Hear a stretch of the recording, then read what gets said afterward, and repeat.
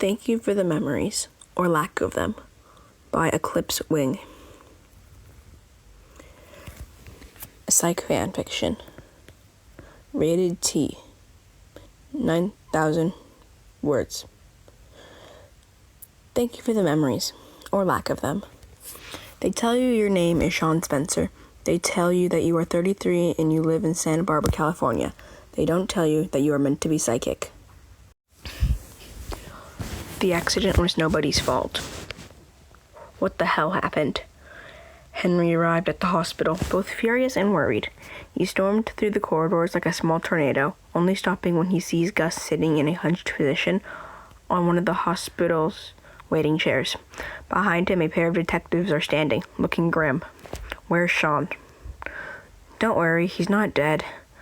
Detective Lassiter actually looks disappointed, and the Lithuanian woman next to him elbows him pointedly. He should be okay. Juliet steps forward from her partner's side. We were arresting a guy for financial fraud, and the perp resisted. There was an altercation. Sean hit his head and was knocked unconscious. He should be fine. Should be fine. Gus stands up, all bottled up, dished and fury. Sean's head was cracked open. The guy dropped a car on him. Henry mouths the word "dropped a car," but doesn't get a chance to ask further when a doctor opens the door and steps out. She freezes at the sight of them all standing there, her gaze skimming over all of them before resting on Henry. "Mr. Spencer?" she asks, looking relieved when he nods. "If you step this way, we should probably talk." Henry is quite happy to follow the doctors straight to his son, but he's aware of the rules and knows Gus and the detectives can't come with him. "You can say it here." He gestures to the other three. "I don't mind if they hear." The doctor obviously does mind.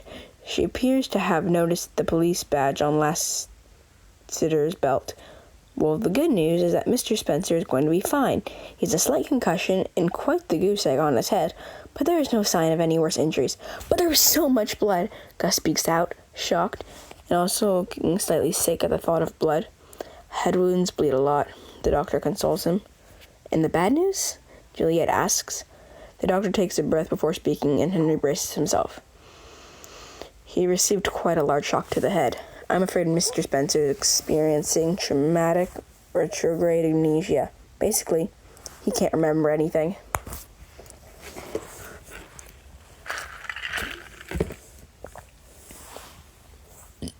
The man who enters your room is balding, with worried eyes that fix unnervingly on you. You force a grin. "Hi, Dad." The nurse told you, "Your dad is coming in to see how you are doing. Is that okay?" So it's safe to assume the balding guy is your father. You see the relief and then the wariness. "They said that was quite a knock to your head. How are you coping?" The man, your father, Mr. Spencer, first name unknown, is approaching you with a distance, not trying to crowd you, not trying to throw himself on the person he knows is his son, but doesn't know it himself. And the guy isn't familiar. If they were hoping that the sight of him would jog something, it doesn't. "Sean?" You don't recognize the name even. It takes you half a second to answer. "Me? Oh, I'm fine. Except the amnesia thing." You grimace. "But hey, have you seen some of the nurses here?" He tries for an appreciative whistle, but fails when something catches in your throat and you break out into coughing. Your dad frowns. "You have a girlfriend, Sean." "I do?" "It's news to you. Everything has been news to you since you've woken up." "Yeah, her name is Abigail. She's a teacher." That's kind of respectable. You wonder what your job is, but you don't ask. Instead, you fall into an awkward silence. The man, your own dad, is a stranger to you. I'm gonna go tell Gus that you're okay." Your dad smiles before turning and walking out of the room. They don't do feelings, apparently. You note it down and tuck it with all the other information you've been collecting. It's almost too easy. You can remember every conversation you've had since you woke up with no idea where you were. It's a shame you can't remember anything before that.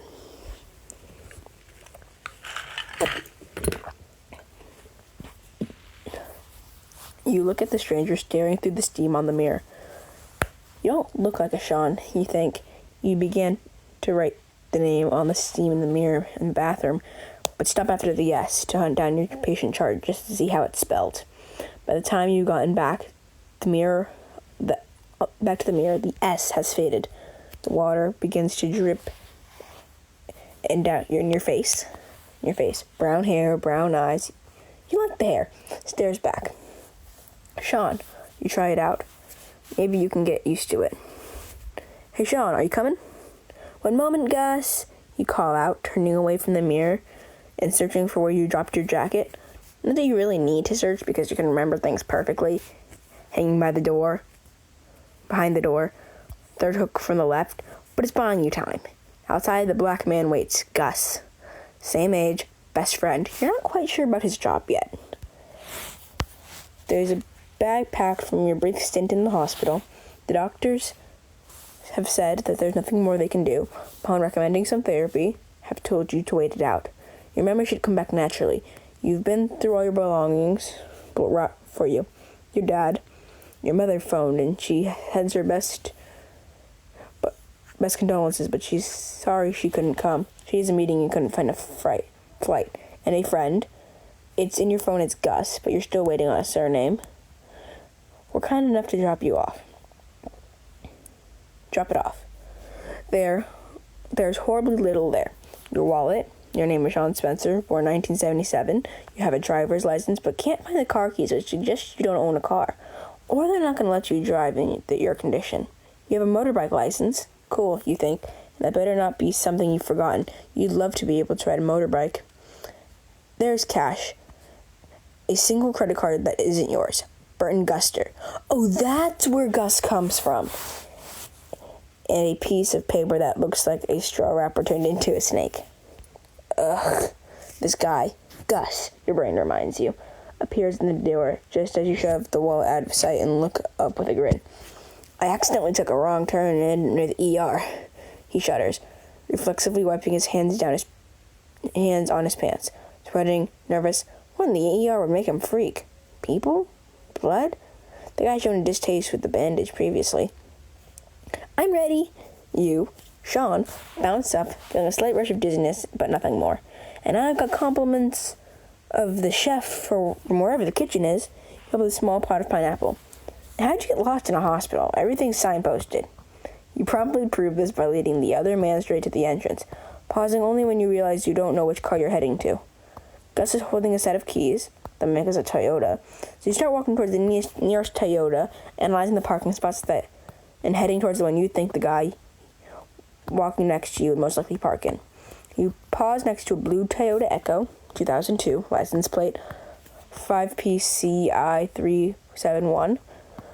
Gus stares at you. How did you know this is my car? And you smile in relief. You've been waiting for this. And you must act suitably shocked. Hey, wow, really? I guess I must be starting to remember some stuff.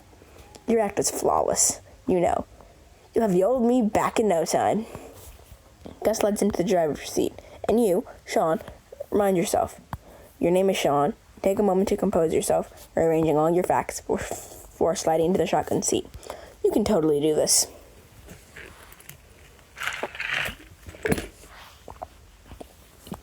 You're not totally sure why you're faking it. You can remember nothing from before, but still you begin to let slip information you find out. Watching as Gus relaxes on the drive home. Admittedly, your information isn't much, but you keep picking up on things all the time, and Gus keeps talking, so your repertoire grows. You're planning on using some of it with your father later. The blue Toyota Echo cruises down the roads at least 10 miles an hour, slower than the maximum speed limit. You don't comment, just notice. You realize you're good at that, at noticing little details, phrases, specks of dust on Gus's otherwise clean shoes. You're not sure where you're going until Gus pulls up outside what looks like a dry cleaner's. Glancing at Gus, you decide there is no way a person like him would live in a dry cleaner's, so you assume this is your place, and with a grin, clamber out of the car. Thanks for the lift, you say. Wait, you recognize it? And that's it. The joy, the excitement and happiness. Gus trips on his way out the driver door. The hope is there for something you don't want to crush. Can't crush, which is why for some reason you've kindled it instead. You want to give these people something, even if you can't give them Sean. I think so. You make a cautious step towards the dry cleaners. Then pause, eyes darting around. You can hear Gus beginning to step towards you, clearing his throat, and before he can say anything, you reach beneath the welcome mat that depicts a cherry-looking pineapple and untape the key. You hold it up with a grin. "It's all good," you shout, and Gus nods, awkwardly. You don't tell him that you only knew it was there because of the way the dust had scattered from the mat and the worn edges of being turned over. You don't tell him that you're bluffing your way through this whole ordeal just to spare him the pain. Instead, you unlock the door and walk inside. Your house is not the neatest place, but there seems to be a certain order to the chaos. The walls are soothing blue, and there's a painting hanging on the wall of a guy with nice hair. And it takes a few seconds to recognize yourself. You sink down on the couch and close your eyes. You're tired, exhausted. Your head is throbbing. With a sigh, you open your eyes, stand up, and get to work.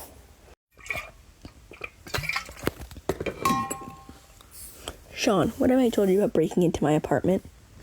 Slouched back on the sofa, you flick through photo albums, reading the tags and gazing at the pictures with the well-refined act of someone who's trying to appear like they're not studying intensely. With one hand, you pick up a yellow fruit from its place on the sofa next to you. "I hear that they're the international welcoming fruit," you say. "What can I say? It was welcoming me in." "That's a banana." Gus snatches away the said banana, and you're thinking of pineapples. You look up, then shake your head. "No, I'm thinking of a banana. Pineapples are the international welcoming fruit, Sean. I thought that they were a convenient location to live in when under the sea." You think you're confusing animations, but from what you found out, it seems like it's something you do. Especially when Gus rolls his eyes, and after placing the banana back in the bowl, he turns to the briefcase next to the door. "I have to go to work. I am not leaving you here unsupervised while I go out. Not after last time." You bounce on the balls of your feet. "Great, because I've got a call from the police. They have a case for us." Gus pauses. "You remember consulting with them?" One hand waves. "Not all of the cases, but the basics?" You scoff. "Yeah, sure." "That is not a good idea." Your friend shakes his head. "You received a traumatic brain injury only 3 days ago. And after the 2 days in the hospital recovering, they released me. Surely that means I'm free to go back to work." Change of plans. Gus snatches up his car keys. "I'll call Juliet. Tell her you're not coming. You can stay here. Make yourself at home." He forces a grin and stalks out, locking the door behind him. You glance at the window that you used to break in, and decide not to mention it. Your friend obviously feels safe with his current security system, and you're not going to be the one to ruin his illusions. You've lied about the call, but it obviously been a good one. You've exhausted your own apartment for information, and you think you're some sort of consulting detective. You know that you have a high solve rate and that you use psychic source of information for the more difficult cases. You've put a serial killer behind bars, though, and you're following in your father's footsteps, whatever that means. The newspapers were vague about that one. You think you solve these cases with Gus. Why exactly you solve cases with a civilian whose job is something involving drugs, judging by the briefcase you looked into before he got there? Except you can't find Gus's name under any newspaper clippings. However, there's a growing list of pseudonyms that Gus must use. He's not paranoid. The security system isn't that high-tech. And from what you've seen of the guy, he's too sensible to call himself half of those non-diploms. You make a mental note to introduce Gus to someone using a fake name, and then settle down to raid your friend's apartment about clues about your life.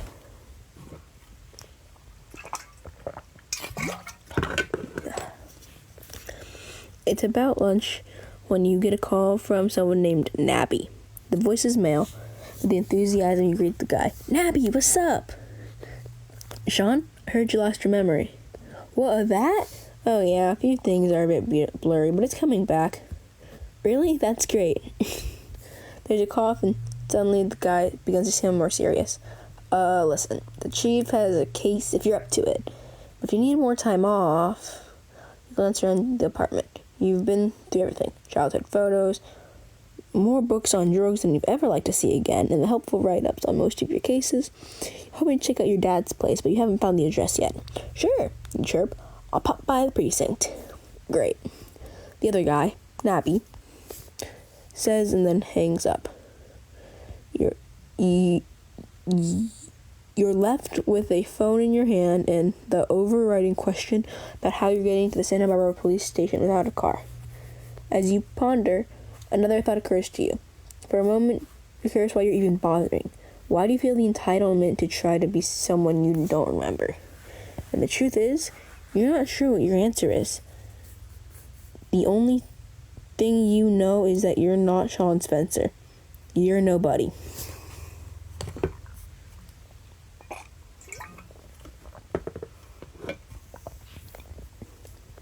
So I hear you're getting your memory back. The chief smiles at him from over her desk. Her office was easy enough to find with the glass windows and blinds that didn't shut fully away around. Your eyes flickered to the name tag on her desk and back up. Sure thing, Karen, you say gleefully, watching her slight disappointing frown. Sorry, Chief Karen? No. Chief Karen Vick. Chief Vick. Playing through the names as you see the expression of long-suffering exasperation. It occurs to you that you're like this all the time. Playful and nonsensical, bouncing around and playing with everything like it's some big game. That's exactly how you've been treating this whole thing. I think it's only appropriate that you continue it. You're almost disappointed that the blonde detective's first name isn't Abigail. She keeps looking at you as if there's something there. And you like her. You really do. But you have a girlfriend who called you last night. You spoke with Abigail for a while. It's more difficult. When you're not face-to-face with someone, you can't analyze her or her reactions over the phone. So you're feigned being tired and stop the conversation. Hi, Sean. Detective O'Hara. Informal use of your name. You should probably respond in kind. Are you feeling better? You have an overwhelming urge to flirt with her. Great, thanks, Juliet. Her blinding smile when you say her name is worth it, even if the shrewd detective groans. His desk you passed on the way and reads Carlton Lassiter, head detective. Note in the capitals. It's good to have Mr. Spencer back with us, the chief says, and you note Detective Lassiter's grimace and Juliet's relief. I want him on the case I gave you this morning. Where's your partner in crime now? The surely Irish detective, Lassiter, narrows his eyes at you. Who, Gus? You throw the name out there in a split second. When there's no alarm, you continue. He had to work. Pharmaceuticals, because he works in pharmaceuticals, sales. He lost it somewhere, so it saves the face of confused adopted look. Is that right? I feel like that's right, but some things are still scrambled. Juliet's smile is beautiful. Yeah, that's amazing. The doctor was right. You are getting your memories back. Joys. Detective Lassiter rolls his eyes, but you think you detected relief in there. We're gonna go check the body. Juliet taps the file she's holding in her palm. You want to come? I want a word with Mr. Spencer. The chief leans forward. You stay while the pair of detectives file out of the room. You itch to head after them because you don't know where the morgue is. You plant your feet firmly and smile at the chief. She's looking concerned. Are you still okay to work this? She gestures to your head. Everything's still working? Your abilities? You smile and try to act like you know what she means. I promise you, all facilities are in perfect working order, including my charm. You must have done something right because she relaxes. Good luck, Mr. Spencer, she tells you before turning back to the paperwork on her desk.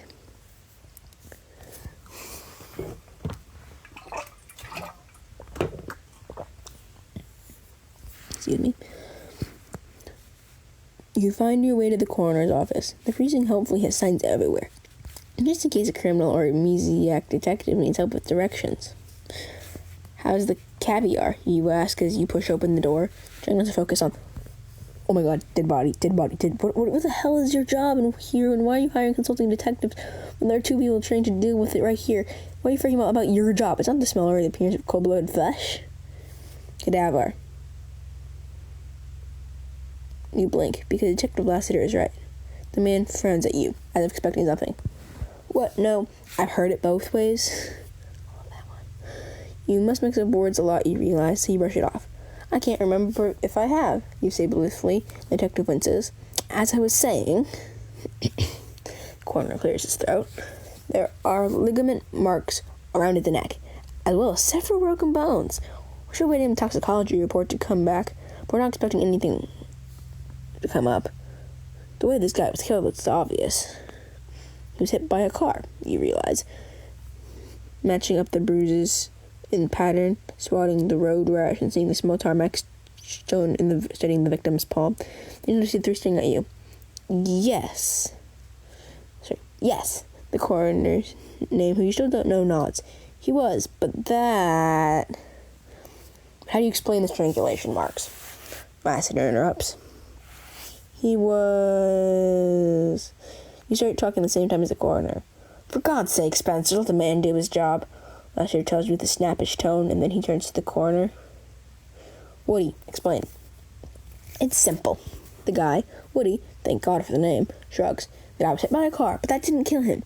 The signature marks come afterwards. And the body was presumably moved and dumped wherever you found it. He was hit by a car on purpose, you frowned.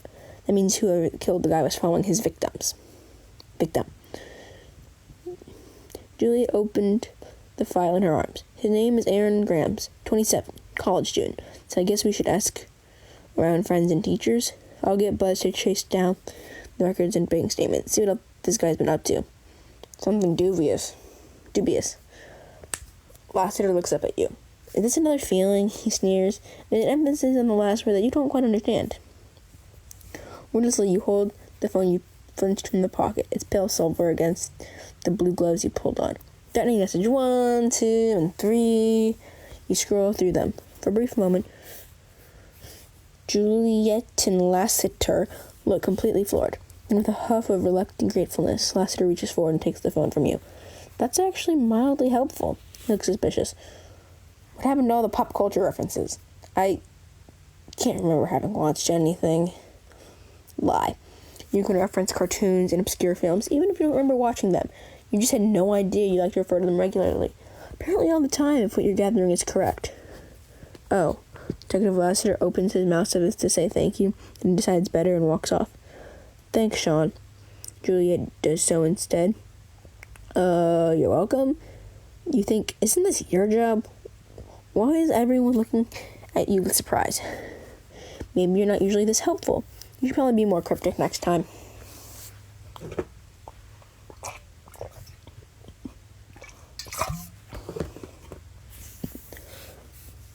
One of the officers, his name tag reads Officer McNabb. His voice sounds like that on the phone, so you feel confident enough to get in with a nabby. Brings you a pineapple milkshake at about 2 o'clock. You think the guy and perch on the desk, listening to the hubbub of the precinct. Absolutely nobody blinks twice that you were sitting there, slurping your milkshake. Again, you wonder what sort of detective you are that he can go and help police crimes in casual clothes and help solve them. Obviously a helpful detective. When Juliet comes up to him, Lassiter's already out the door, and you've missed whatever it was. Juliet opens her mouth to explain, taking her appearance. They just scribbled on the paper. There's been another body. How did you... Oh, right. She nods slowly, as if she just worked it out. You're not exactly what exactly. You're not sure what exactly. You want to come? She offers. I don't have a ride, you admit, and cautiously add, Gus is at work. Will he want to come and see it? You debate calling your friend, and then decide not to. It's bad enough with detectives watching you closely without someone who knows you like a brother be analyzing what you say. Nah, but if I could get a lift...